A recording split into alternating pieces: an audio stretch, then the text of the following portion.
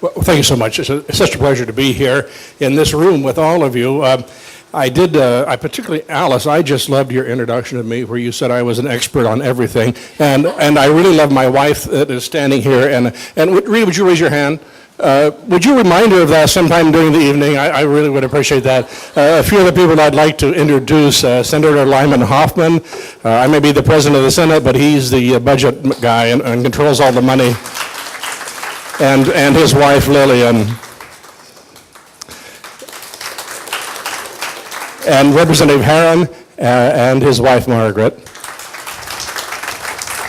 And I'd also like to introduce a person who no longer lives in Alaska, but still very, very important to us, Mackay Campbell. Mackay is was the former Commissioner of Fish and Game, is now on the staff of Senator Murkowski in Washington, D.C., so he's very, very important to us. Well, I have to comment on this room. I'm really impressed with what Alice and her crew have done with this the great display. One of my favorite artists is Alvin Amoson, and when I retired from the University of Alaska a few years ago, 10 years ago, I guess, my wife gave me, had asked Alvin to commission a painting for that retirement. And he came to the house and he said, what animals do you really like? And I said, well, I really like the polar bear. And so he came back later with the painting. Actually, it was like 3 years later when he came back. and he said, I just can't do polar bears. They're all white. So I brought this thing, and it was a Kodiak brown bear. And, it was anything but brown, I got to tell you. Pinks, oranges, reds, greens, yellows, all sorts of wonderful colors. And he said, if you don't like this, I'll take it away and work on another one. And I said, you're not leaving my house with that painting. That's going to stay here forever, and it is. It's actually in Juneau now. I love that painting. And I love the work of Alvin. He's so good. Well, I just want to comment on a couple issues. I'm here to talk about fisheries and oil. And of course, as you've already heard, oil is everything to our treasury, and natural gas is everything to the future of Alaska, but also fisheries is extremely important, and I will comment on that very briefly. Alaskans are really proud of our fisheries management, and we're really a world leader when it comes to what's called sustained yield management. I'm speaking to the former commissioner out here, but sustained yield management is a wonderful principle, and it really has worked well. What that means is that our fisheries experts, our biologists, keep close tab on fish stocks. They continuously manage for sport and for commercial harvest during the fishing season to make sure that we have a very healthy population in our fisheries. And one of the ugly words in Alaska is overfishing.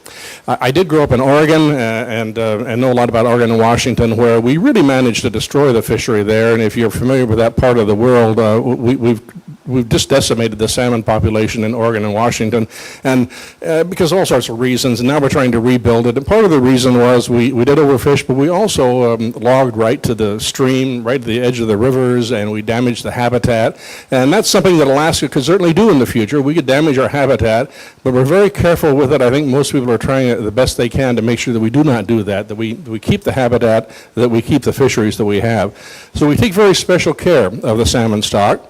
The rest of the world has overfished its wild salmon runs. They've turned to fish farming and to raising artificial fish, fed artificially colored, artificially pinned up salmon.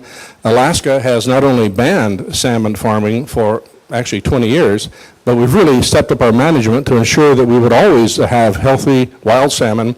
Those runs would be healthy, and there'd be a sufficient fisheries there for a robust both sport and commercial fisheries.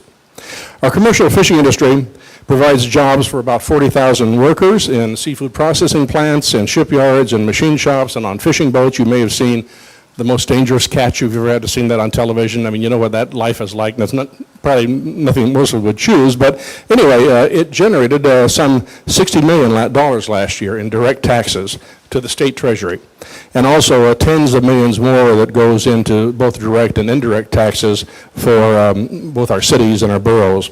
So it's such an important part of our economy and offers jobs to lots of people.